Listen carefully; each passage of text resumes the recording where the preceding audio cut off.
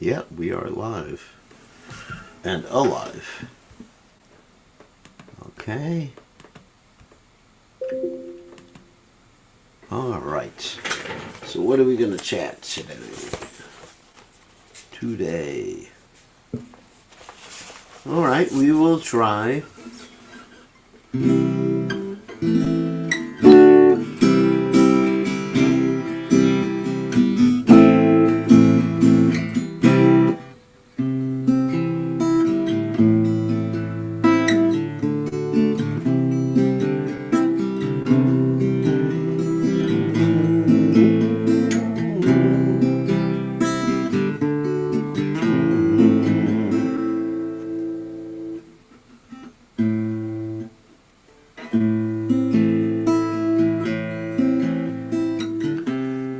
Krishna Chaitanya Prabhu Doya Guru Mure Tumadin Ke Dayalo Jacket Samsare Shri Krishna Chaitanya Prabhu Doya Guru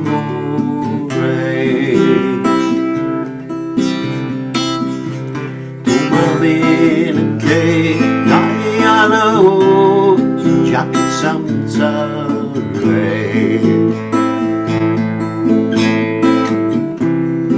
Patijapaman Tamavatara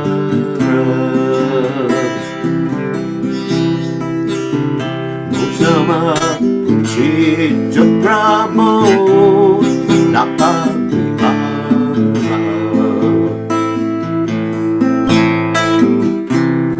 Patijapaman Hetu Tamavatara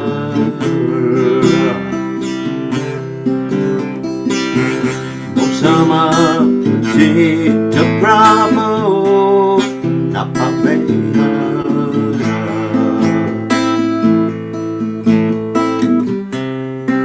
Prabhu Nityananda Premananda Sukhi Kripa Bola Kuna Gorao Ami Bordukhi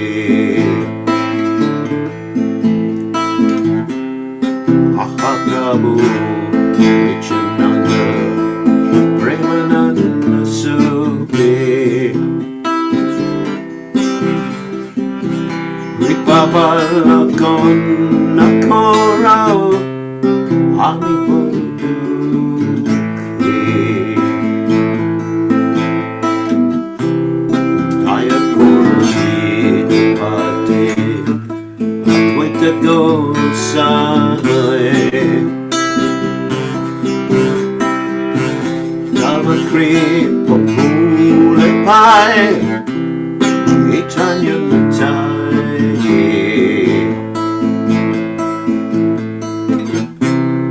Doya Guru Chita Pate Advaita Goswami Dava Kripa Pule Pai Chaitanya Matai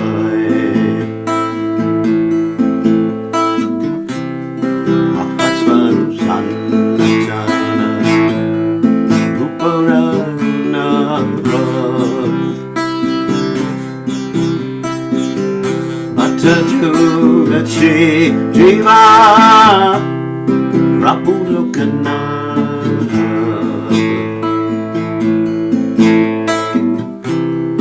Ahaswaru Sanatana Uparaduna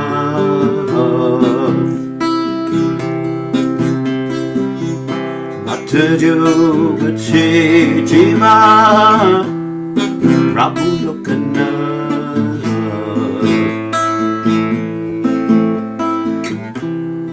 Daya Guru Shicharya Prabhu Srinivas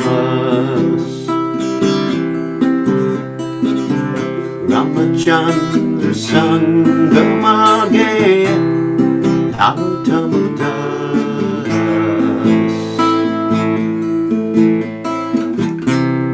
Taya Guru Shri Acharya Prapuchini Vas Chandra Sangamage Tamatamadas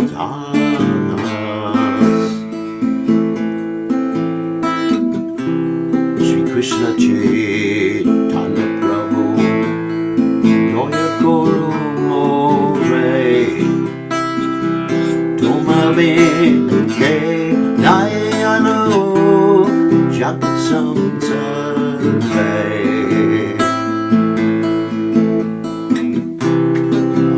Krishna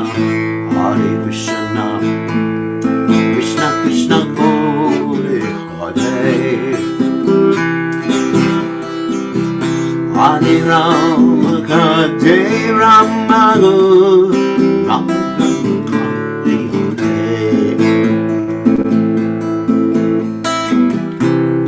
Hare Krishna Krishna Krishna Hare Hare Hare Rama Hare Rama Rama Rama Hare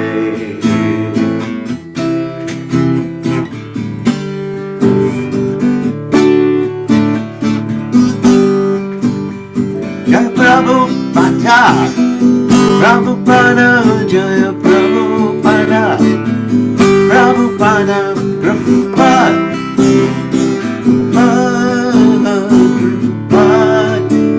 Prabhupada Jai Om Vishnupad Paramahamsa Paravatikacharya also Teta Satashi Shimad His Divine Grace Abhaya Chaitanya Bhaktivedanta Goswami Srila Prabhupada Ki Jai ISKCON Founder Acharya Srila Prabhupada Ki Jai Anandakoti Vaishnav Vrinda Ki Jai Namacharya Srila Haridas Thakur Ki Jai Prem Se Kaho Shri Krishna Chaitanya Prabhu Nityananda Shidwaita Gadadha Shiva Siddhi Gaura Bhakta Vrinda Ki Jai Shri Shri Radhakrishna Gopa Gopinath Sayama Kunda Radha Kunda Giri Govardhan Ki Jai Vrindavanam Ki Jai Maturadam Ki Jai Jagannath Swami Ki Jai Yamunamai Ki Jai Shrimati Lasi Devi Ki Jai Samaveda Bhakta Vrinda Ki Jai Gaur Premananda Hari Hari Bol.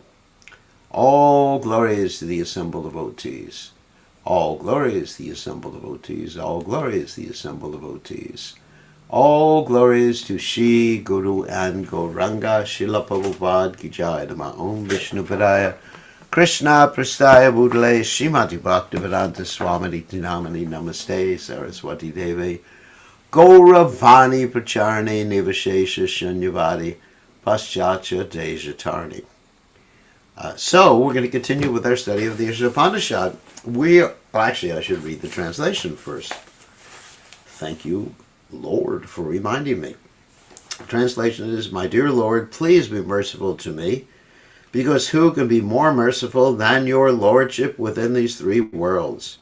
Your incarnation is just to reclaim the conditioned fallen souls, but I assure you that you will not find a more fallen soul than me. Therefore, my claim is first. My dear Lord Nityananda, you are always joyful in spiritual bliss. Since you always appear very happy, I have come to you because I am most unhappy. If you kindly put your glance over me, I may also become happy. My dear Advaita Prabhu, husband of Sita, you are so kind, please be kind to me. If you are kind to me, naturally Lord Chaitanya and Nityananda will also be kind to me. I pray for the mercy of Swarup Damodar, the six Goswamis, namely Shri Rupa Goswami, Shri Sanatan Goswami, Shri Bhatta Raghunath Goswami, Shri Gopal Bhatta Goswami, Shri Jiva Goswami, and Shri Raghunath Das Goswami, and Lokanath Prabhu. I, Narottama Das, pray to the merciful Srinivas Acharya, and I always desire the company of Ramachandra. Of course, Ramachandra here is Ramachandra Kaviraj, not Lord Ramachandra, who is the disciple of Srinivasacharya and dear friend of Narottama Das Thakur. So, with that in mind, we're going to go to the Isopanisad now.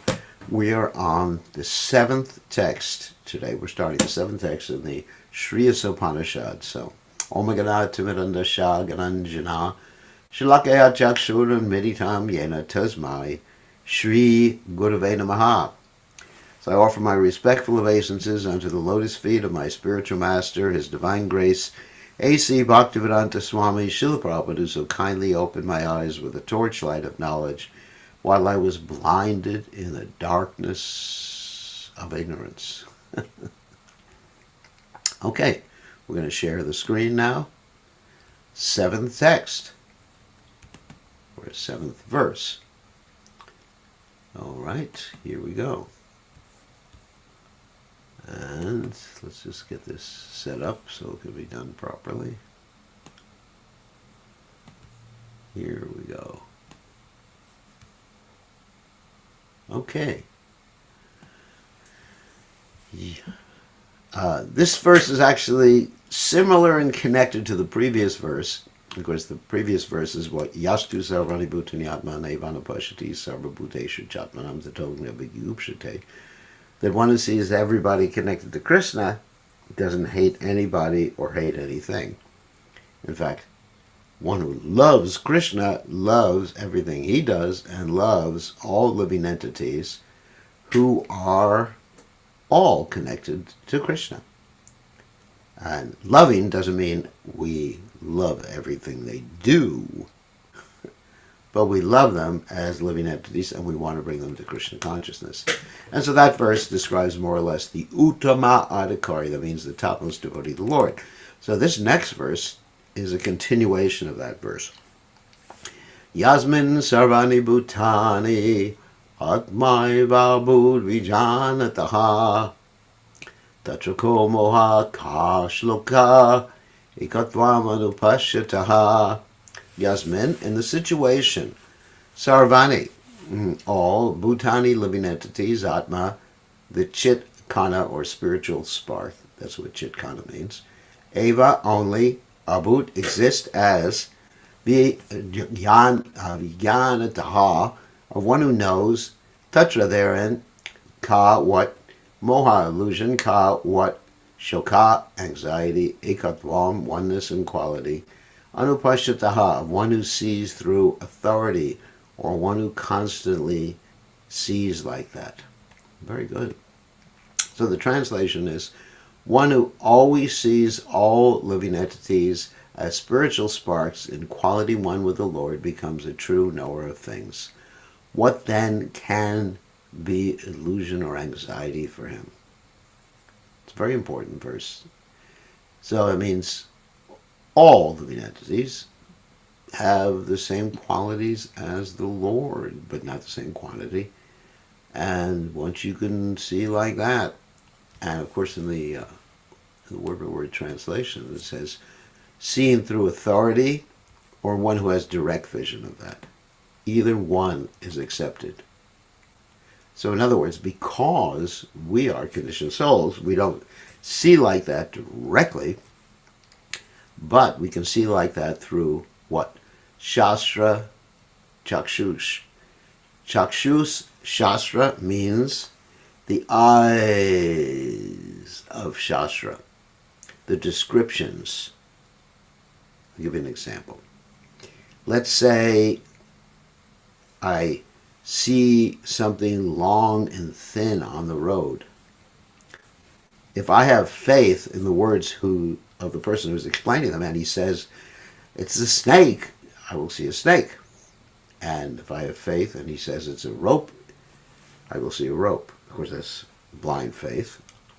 But Shastra is perfect, and Prabhupada is perfect. So when Prabhupada says something, we don't have any doubt. We see through descriptions. It's interesting how descriptions can influence our vision and understanding. Very, very interesting. Except for the Majjhima Adhikari and Uttama Adhikari discussed above, no one can correctly see the spiritual position of a living being. So, again, to explain, Majjhima Adhikari is the intermediate stage, one who distinguishes between what? The Lord, the innocent, the envious, like that, and the devotees. Okay. There's 4 classes. And even though he distinguishes in his actions the Majjhima Adhikari, he actually sees them all as quality one with the Supreme Lord. And the Uttama Adhikari, he doesn't have to distinguish. He approaches everyone, tries to make them Krishna conscious, even the envious. So the living entities are qualitatively one with the Supreme Lord, just as the sparks of a fire are qualitatively one with the fire. Yet the sparks, that's us, is a metaphor meaning that we are the sparks and Krishna is the fire. The sparks are not the fire as far as quantity is concerned, for the quantity of heat and light present in the sparks is not equal to that in the fire. In addition, when the sparks fly out of the fire, they lose their brilliance. So when the Jiva soul, that's us, fly out of Krishna consciousness or exit our eternal constitutional position, we lose our spiritual brilliance, knowledge. Everything is lost. The Mahabhagavat, the great devotee, we don't lose our identity, and there's still the potential of regaining it, but for all intents and purposes, we lose it. Functionally. Not ontologically, but functionally we lose it. The Mahabhagavat, the great devotee, sees oneness in the sense that he sees everything as the energy of the Supreme Lord. Since there is no difference between the energy and the energetic, there is the sense of oneness. So there's no difference from one angle of vision, and there's difference from another angle of vision. You got that? There's oneness from one angle of vision, and there's difference from another angle of vision. Of course, that's Lord Chaitanya's presentation of the philosophy, Achintya Beta Beta Tattva. Although from the analytical point of view, heat and light are different from fire, there's no meaning to the word fire without heat and light. In other words, if you have fire, you have heat and light. You may not see it, but it's there.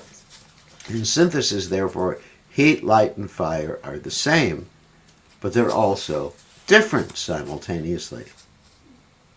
Because you can also have light without, let's say, a fire, and you can have heat without fire. But if you have fire, you get heat and light. So they're actually different substances, but in one sense, because the fire emanates heat and light, therefore they're considered the same. Everybody understands that? That's called one and different simultaneously. Got it? In this mantra, the words Ekatvamanuposhtataha indicate that one should see the unity of all living entities from the viewpoint of the revealed scriptures. That means Shastra Chakshush, seen through scriptures. The individual, just like if the scriptures say that everybody is a spirit soul that's driving the body, and if I have faith in that, I will look at everybody and I will understand there's a soul driving it. Just like if you came from outer space and you just like arrived at the interstate, let's say, then you would be thinking, oh, all these creatures with 4 wheels are just moving around. But if I explained to you that these are not creatures moving around, these are vehicles, and inside the vehicle there is a driver and passengers sometimes, and that's what it is. The vehicle is metal, it is unconscious, but it is being moved by the driver. Of course, the engine, but the driver is driving it. So then you'll see things in a different way, or that person from outer space would see things in a different way. The individual sparks of the Supreme Whole, the Lord, possess almost 80% of the known qualities of the whole, but they are not quantitatively equal to the Supreme Lord. These qualities are present in minute quantity, but the living entity is but a minute part and parcel of the supreme whole. Just like we may have some knowledge, but it's minute. We may have some strength, but it's minute. And Krishna has unlimited strength, unlimited knowledge. Okay. To use another example, the quantity of salt present in a drop of seawater is never comparable to the quantity of salt present in the complete ocean. But the salt present in the drop is qualitatively equal in chemical composition to all the salt present in the ocean. Let me give you an example that perhaps is more common in our experience.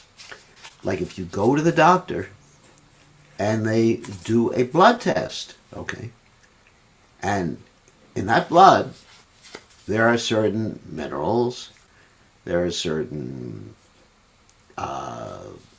corpuscles, red corpuscles, white corpuscles, there are certain antibodies, there's a pH, all that other stuff. So in order to test your blood, they don't take all of it out because you would be dead, right? Yep, unless they replaced it. So they take a small portion out, and that small portion is a sample of what's going on in the rest of the body. So they don't kill you. They just take a vial or two out of the body. If the individual living being were equal to the Supreme Lord both qualitatively and quantitatively, there would be no question of his being under the influence of the material energy. In other words, if we had unlimited knowledge, unlimited strength, like that, there would be no question of us being under illusion. That's common sense. In the previous mantras, it has already been discussed that no living being, not even the powerful demigods, can surpass the Supreme Being in any respect. Therefore, a Katvam does not mean that a living being is equal to the Supreme Lord in all respects. It does, however, indicate that in a broader sense, there's one interest, just as in a family, the interest of all members is one, or in a nation, the national interest is one, although there are many different individual citizens. Of course, this is an ideal situation. Nowadays, of course, in families, everybody has a different interest. In a nation, phew, there's so much division, especially in America, practically all over the world now. But in an ideal situation, they'd all be interested in the same thing. So in the ideal situation where we are Krishna conscious, we are all interested in the same thing as Krishna, and Krishna's interested in the same thing as us. But in the conditioned stage which we find ourselves, we are all interested in something different than Krishna and different from each other. So there's no unity.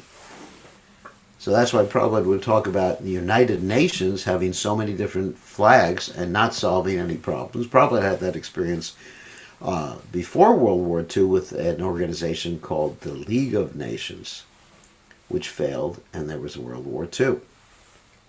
So the United Nations, what is the United Nations able to do? And maybe some charity work or something like that. Certainly has not helped with the peaceful situation of the world.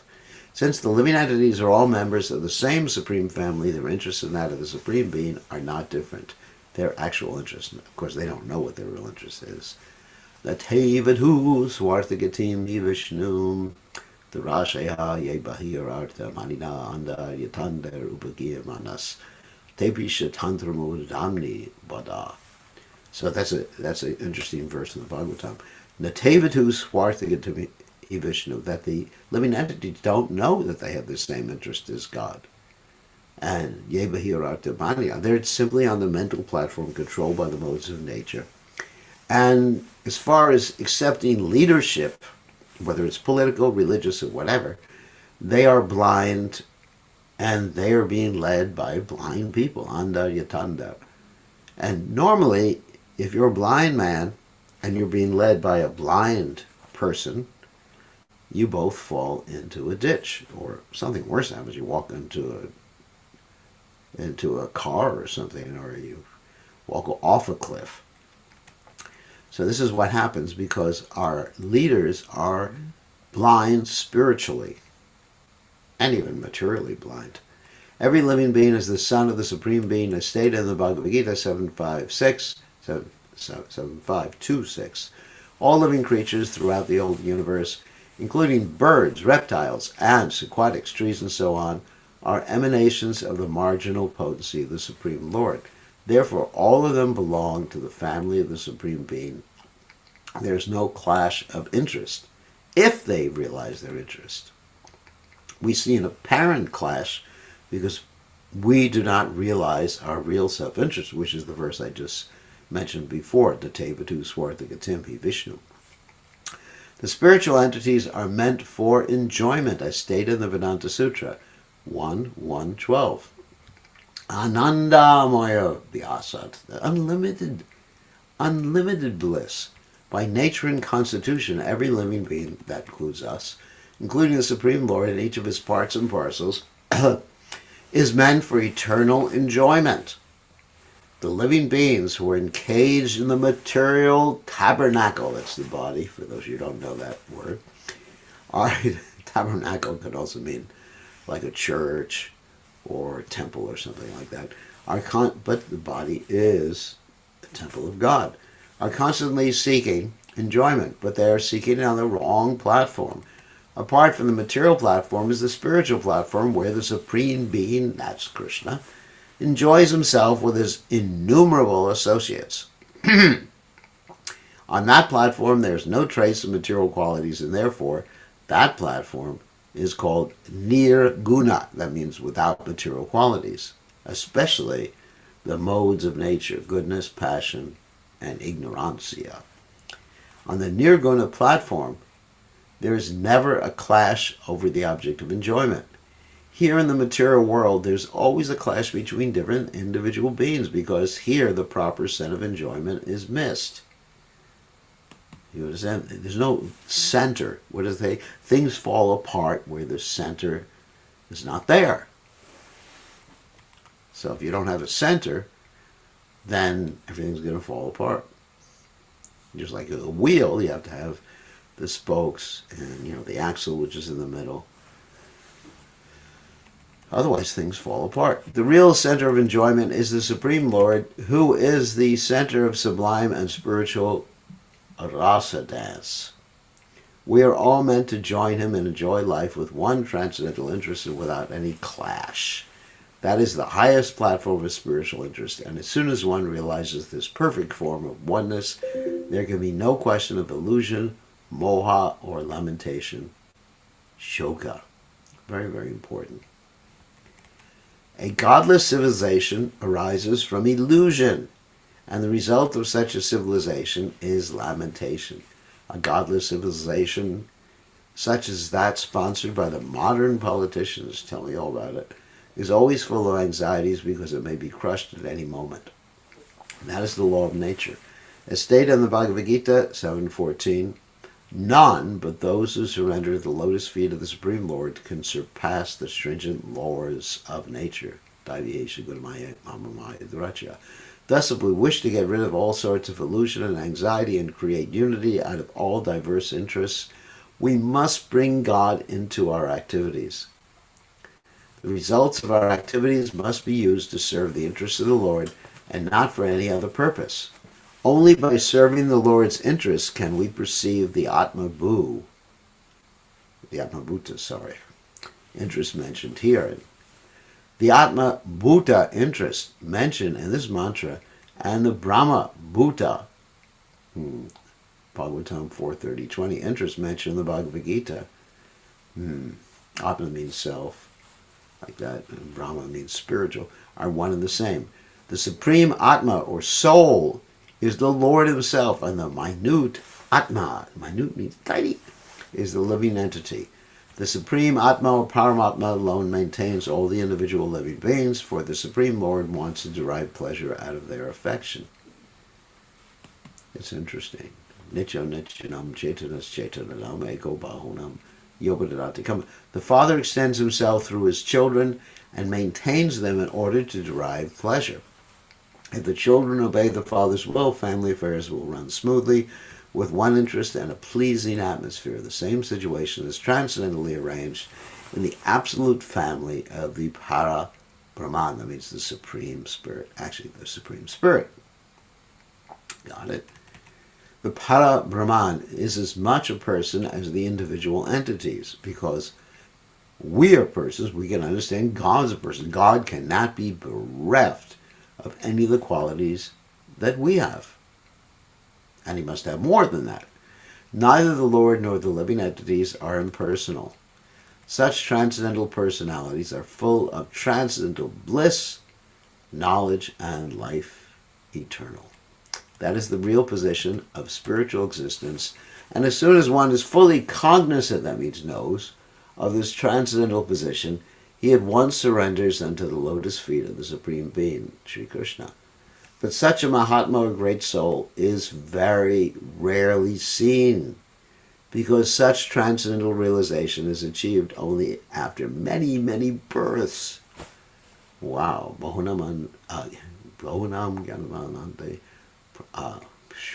After many, many births. Wow. Vasudeva Sarvamiti Sam Mahatma Sudrulabha. Phew. But by the mercy of Prabhupada tells us that if we follow Krishna consciousness throughout this life, following the principles, chanting our rounds, offering our food to Krishna, trying to give out Krishna consciousness to others, then Krishna will take us back to Godhead. And Prabhupada has promised it, even though under ordinary circumstances it wouldn't happen. But because Prabhupada has promised it, then Krishna, being, the Supreme Personality of Godhead, who's controlled by his devotees' love, will actually reciprocate with Prabhupada, and then we will go back to Godhead. Once it is attained, however, there's no longer any illusion or lamentation. There are no miseries of material existence, and there are no birth and death, which are all experienced in our present life. That is the information we get from this mantra of Shri Isopanisad. That'd be nice without birth and death. Whew. Okay, so mantra 8. We're moving along in the Isopanisad. Let's just recite the Sanskrit, and then let me just look at one thing. Oh, what happens here? I have to just change one of the cables here. Okay, got it. Okay, so let's recite the Sanskrit and get on to this next verse. Saparyagat shukram akayam avrindam ashnaviram shudam apapavidam kavir manishi paribhu swayambhur yatat yatortan gadadhach chasvaktibhya samabhya. Okay. Sa, that person, Paryagat, must know in fact Shukram, the omnipotent, that's Krishna of course, Akayam, unembodied, Avranam, without reproach, Ashnaviram, without veins, Shudam, antiseptic, Apapavidham, prophylactic. What that word means, it's similar to antiseptic. Antiseptic means basically something that cures a disease or gets rid of some virus, or actually gets rid of bacteria. And prophylactic basically means something that prevents you from getting it. So antiseptic and prophylactic. Kavig, omniscient, Manishi, philosopher, Paribhu, the greatest of all, Swayambhu, self-sufficient.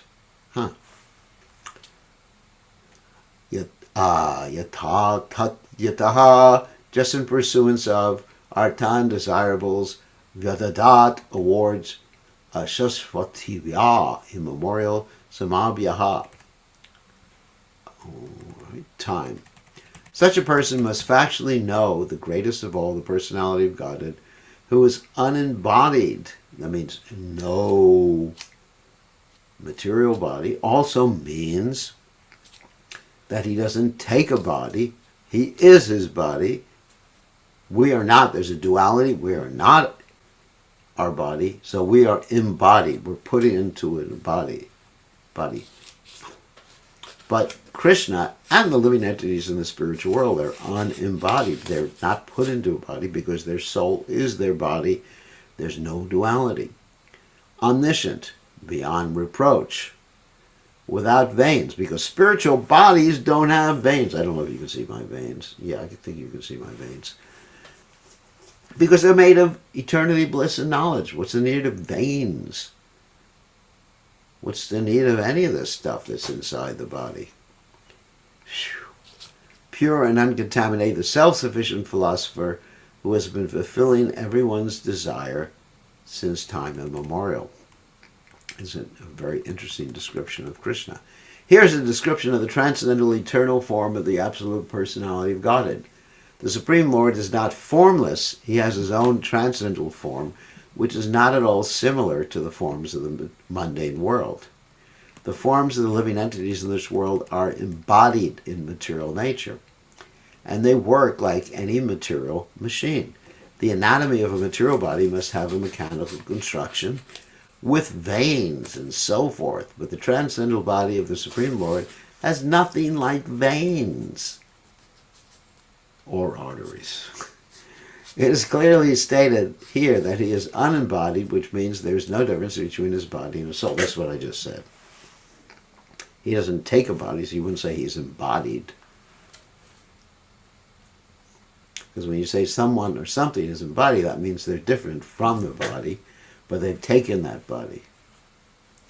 Nor is he forced to accept a body according to the laws of nature, as we are. We are forced according to our karma just to take a certain type of body. This body that I have would not be the one that I would choose normally. I would choose a different body, look differently. I'm not going to tell you what I would choose.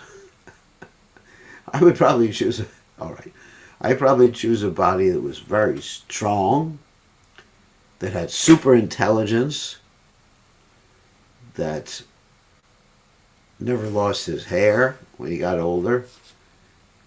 If I got a chance to choose the body, of course I'd also try to choose a body that didn't get old, but all things being considered, if I had to choose a body that got old, I would choose a different looking body than I have now.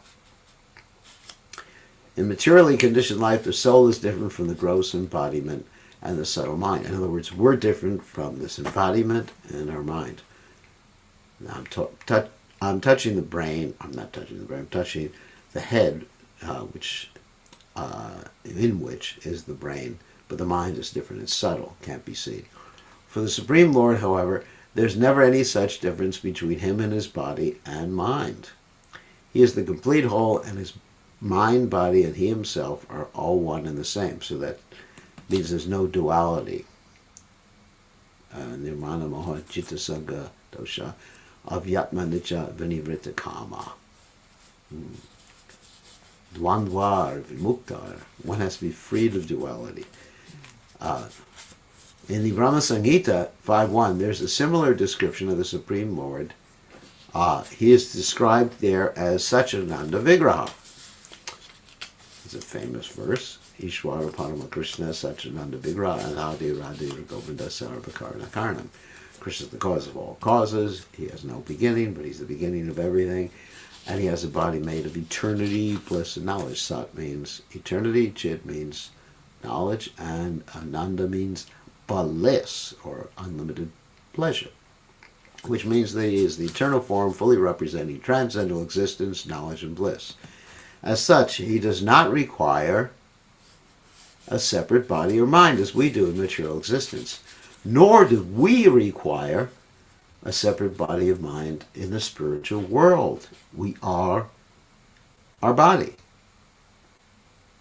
or bodies in the spiritual world. We're not different from our mind. We're not different from our desires. We're not different. It's not duality. There's no dualism there. The Vedic literature clearly states that the Lord's transcendental body is completely different from ours, and thus he is sometimes described as formless, no material form. This means that he has no form like ours, and that he is devoid of the form we can conceive of. In the Brahma Samhita 532, it is further stated that with each and every part of his body he can do the work of the other senses. Angani yasha shakalendriya dritimanti. So, obviously, we can't see with our ears, at least most people can't. So, because his senses are not materially conditioned, they're not mechanisms. You understand? Just like in a car, which is a machine, just like your body, yantra, there are certain parts that can basically maybe do a few things, but not anything. You can't steer the car with the seat. That would be kind of stupid.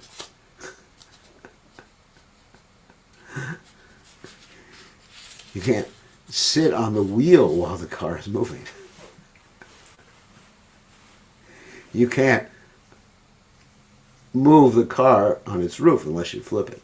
This means that the Lord can walk with his hands, accept things with his legs, see with his hands and feet, eat with his eyes, etc. In the Shruti mantras, it is also said that although the Lord has no hands and legs like ours, he has a different type of hands and legs by which he can accept all that we offer him and run faster than anyone. These points are confirmed in this 8th mantra through the use of the words like Shukram, omnipotent. Omnipotent means all-powerful. To be truly omnipotent means you can do anything you want at any time you want, and you don't need anything, anyone else, or whatever to carry out your desires. And therefore, another consideration or explanation of that particular omnipotency is called aptakama. That means you get what you want by wanting it. Aptakama. And also because of that, you are completely, not you, of course, the Lord, is completely swarat, which means he's independent. Doesn't need anyone else. Doesn't need you, doesn't need me, doesn't need anybody. Therefore, we could say the Lord really loves us because he wants us to come to him, yet he doesn't need us. Generally, when we make a relationship with someone, it's because we need them to fulfill a particular need that we have. Just like one may have a need for food. So you need, of course, sometimes you can cook for yourselves. So you may need your wife or your husband or whatever to cook for you. Or you're a kid, you need your mother, generally, to cook for you. But Krishna doesn't need anybody to cook for him. If you want a romantic relationship, you need a partner. Unless you're going to get a robot, but that you still need a robot.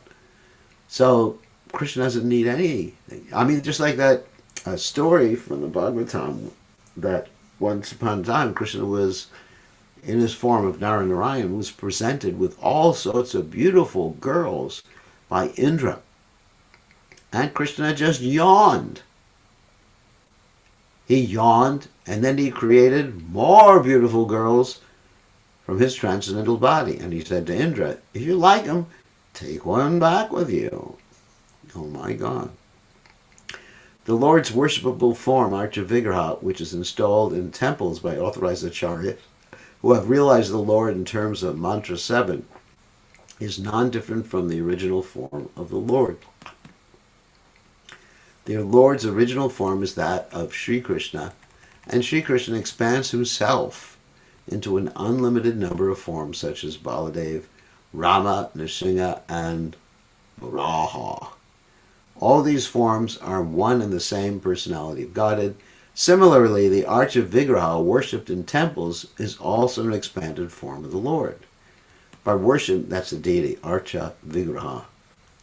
By worshipping the Archa Vigraha, one can at once approach the Lord, who accepts the service of a devotee by his omnipotent energy. The Archa Vigraha of the Lord descends at the request of the Acharyas, the holy teachers, and works exactly in the original way of the Lord by virtue of the Lord's omnipotence. Also, we can understand the same principle applies to Krishna's holy name. It's called the avatar, mantra avatar. And it's also fully Krishna. Namachintamani Krishna's Chaitanya Rasa Vigraha. Purnashuddha Nityamukto Binadwamanamino. Foolish persons who have no knowledge of Sri Isopanisad or any of the other Shruti mantras consider, Shruti mantras means like from the Vedic literatures, especially the original, what's considered the oldest Vedas, which are the Rig, Sama, Yaja, and Atharva Vedas. Consider the Archa Vigraha, which is worshipped by pure devotees, to be made of material elements.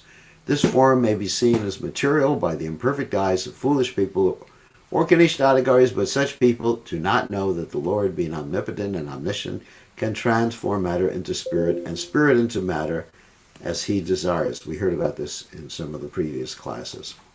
What is the example Prabhupada gave? Electrician can make the electricity heat and also make the electricity cool with the proper mechanism, the same electricity. So for Krishna, the energy is one, and he can do whatever he wants with it. He can do the impossible. Of course, there's no question of something being impossible for Krishna. In the Bhagavad Gita 9:11-12, the Lord regrets the fallen condition of men with little knowledge who deride him because he descends like a man into this world. Avijananti Mamuda. Such poorly informed persons do not know the omnipotence of the Lord. Thus the Lord does not manifest himself in full to the mental speculators. He can be appreciated only in proportion to one's surrender to him. The fallen condition of the living entities is due entirely to forgetfulness of their relationship with God. In this mantra, as well as in many other Vedic mantras, it is clearly stated that the Lord has been supplying goods to the living entities from time immemorial. A living being desires something, and the Lord supplies the object of that desire in proportion to one's qualifications. So two things determine whether you get something. One is your desire, and the other is your karma, or your qualification. Just like what determines what type of car you buy. That is, first of all, your desire, what's your preference and style, motor, and everything like that. And secondly, how much money you have. If a man wants to be a high court judge, he must acquire not only the necessary qualifications, but also the consent of the authority who can award the title of high court judge. The qualifications in themselves are not sufficient for one to occupy the post. It must be awarded by some superior authority. Similarly, the Lord awards enjoyment to living entities in proportion to their qualifications, but good qualifications in themselves are not sufficient to enable one to receive awards. The mercy of the Lord is also required. Ordinarily, the living being does not know what to ask from the Lord, nor which post to seek. When the living being comes to know his constitutional position, however, he asks to be accepted into the transcendental association of the Lord in order to render transcendental loving service unto him. Unfortunately, living beings under the influence of material nature ask for many other things, and they are described in Bhagavad Gita 241 as having divided or splayed intelligence. Ohshaktas Trinantascha. Spiritual intelligence is one, but mundane intelligence is diverse. In Srimad Bhagavatam 7:5:30-31, it is stated that those who are captivated by the temporary beauties of the external energy forget the real aim of life, which is to go back to Godhead. That means the beauty of other people, the beauty of nature. If you're captivated by these things, forget about going back to Godhead. Forgetting this, one tries to adjust things by various plans and programs, but this is like chewing that which has already been chewed. Woo! Nonetheless, the Lord is so kind that he allows the forgetful living entity to continue in this way without interference. Thus, the mantra of Sri Isopanisad uses the very appropriate word, yatat yataha, indicating that the Lord rewards the living entities just in pursuance of their desires. If a living being wants to go to hell, the Lord allows him to do so without interference. And if he wants to go back home, back to God, the Lord helps him. So we should, and here I think there's a lot more in this particular verse and purport. Okay. So now we will stop sharing and we will allow you to ask your questions as soon as I can unmute you.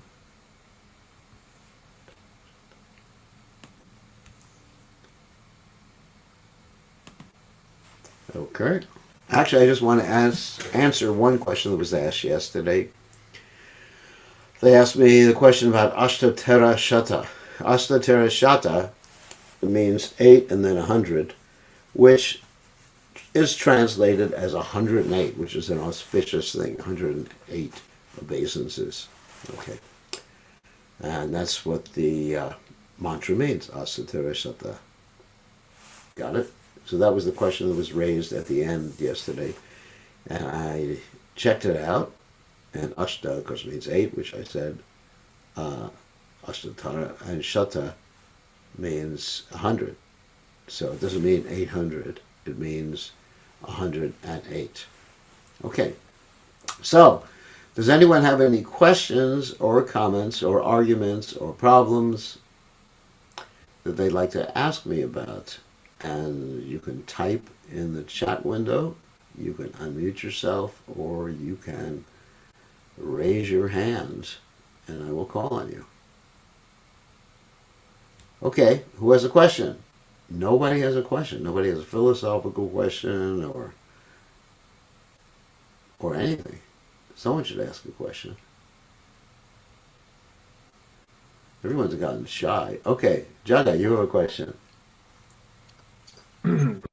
He was this whole section was about basic philosophy, but all of a sudden at one point he mentioned the rasa dance. Why do you think that is? Prabhupada's ecstatic manifestation. That, he's talking about entering, because in the spiritual world, everyone is assisting in the rasa dance. Not that everyone's a gopi, but everyone is assisting the gopis, or those in conjugal ras, whether you're a servant, whether you're passive, adherent, whether you're a mother, father, or friend of the Supreme Personality of God, and somehow or other, your activities are assisting like that. So that's the pinnacle. The rasa dance is actually like a manifestation of the pinnacle, that means the topmost relationship with Krishna. Okay, good question. Okay, here we have another question here. Okay, Hare Krishna. Kindly explain the sentence what we have just read in this mantra. The arch of vigor of the Lord descends at the request of the acharyas. The holy teachers worked exactly the same as the Lord by the virtue of the Lord's omnipotence. Of course, the arch of vigor is the deity. So the archa, the installation of the deity, we're talking about the installation of the deity, which is made, the deity, first of all, has to be made according to the shastric injunctions. There are different shastric, that means scriptural, instructions about the way the Lord looks. And so the arch of vigor, whether it's made of stone or made of this wood or made of the mind or made of metal, has to be made in such a fashion. Now, there's the ceremony of installation, which requires that there be some great devotee to call the Lord to appear. Because Krishna doesn't come simply because you want him to come if you're not a great devotee or at least a little bit advanced in devotional service. Krishna comes because of the request of his devotee. So, descends at the request of the acharyas. Acharya means, in this particular sense, not necessarily the founder acharya of ISKCON, but those who are serving the founder acharya of ISKCON, and those who are setting a good example and can preach nicely. That's what an acharya is with a small a holy teacher, Prabhupada here describes the acharyas as the holy teachers, and the deity is exactly the same as the Supreme Personality of Godhead. And there are actually stories, if you read the Chaitanya Charitamrita, of how the deities sometimes get off the altar. I mean, there's the story of Shakshi Gopal, where there was a requirement for Gopal, the deity, to witness a marriage promise that an older Brahmin made to a younger Brahmin. I'm not going to tell the whole story right now. And so the younger Brahmin, wanting to keep the religious principles of the older Brahmin intact, because the older Brahmin was told not to keep his promise because his family was really upset because the younger Brahmin was actually not so rich. He wasn't from a high class Brahminical family, caste system like that. And so the younger Brahmin had to go to the deity and said, Krishna, you're supposed to bear witness. And if someone sees something and he doesn't bear witness, that person is actually sinful. And Krishna said, well, the deity spoke, well, just remember me and everything will be all right. And the younger Brahmin said, no, that's not going to work. They have to see you. So Krishna personally walked all the way across India to witness a marriage promise. I mean, there's many other stories too about deities that did things. There's a story about the deity who jumped into the heart of his devotee, Hridaya Chaitanya, and jumped into the heart of his devotee. Because Gauridas Pandit, the devotee spiritual master, was angry at the deities. I don't have time to tell that story. So, yes, Krishna can do anything he wants. He can leave the altar if he wants. I mean, generally that doesn't happen. Or Krishna can unmanifest himself. If there's too many offenses being made, then the deity can just leave. Even though he's apparently there, he's actually left. And I gave that example the other day where Prabhupada was talking to the devotees about a temple that did not have, the devotees in that temple did not have proper attitude, and Prabhupada said, there's no deity in that temple. And the devotee said, yes, there is a deity. We saw the deity. And Prabhupada said, you heard what I said. There's no deity. So Prabhupada was indicating that the deity can also leave if there's offensive behavior going on. Krishna is not duty-bound to listen to us. He's duty-bound, not just duty-bound, but affection-bound to listen to his pure devotee. Okay, good question. And we have 1 minute left.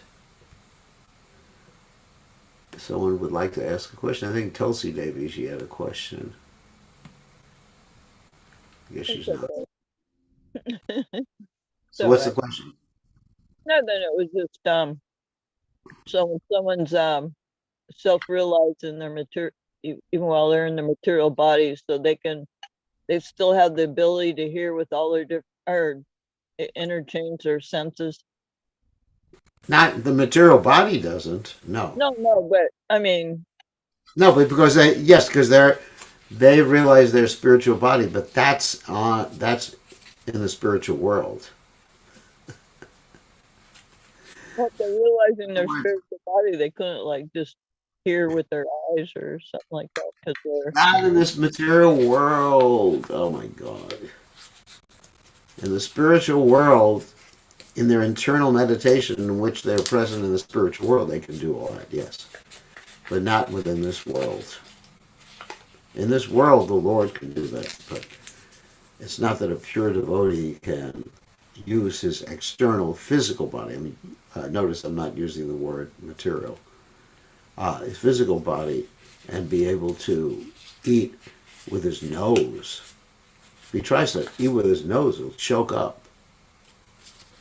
Not a good idea. Anyway, don't worry. Don't worry, you should just eat with your mouth and hear with your ears.